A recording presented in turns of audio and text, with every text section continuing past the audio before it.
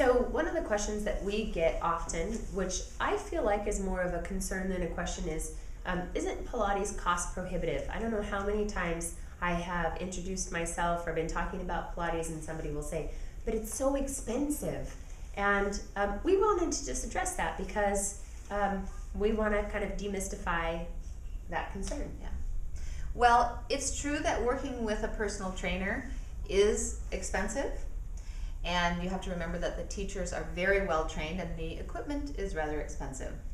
But if you can think about budgeting in a little bit more in the beginning to work one-on-one with the teacher to really understand the work deeply in your own body, then eventually you can work toward self-practice, which is very inexpensive. In the studio, you can come in and do your own workout, unlimited during the month, or joining classes, which are not very expensive at our studio either. And then self-practice at home. So just getting down on your floor and working through the mat work for 30 minutes a day will change your body completely. So what we're really trying to do is teach you how to take these skills and use them so that when you go on vacation, you do it in your hotel room. When you're at the gym or doing your sport, you're thinking about this deep foundational work.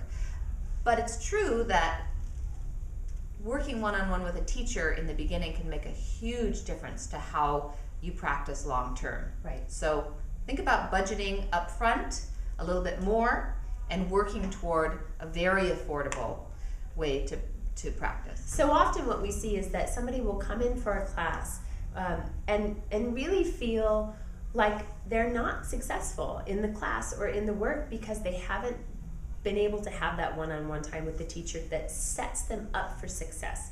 And that is one of the reasons why we encourage private sessions in the beginning, and it's an investment for the long-term journey. Now, we don't have any interest in keeping you beholden to us doing one-on-one sessions forever. It's not really necessary.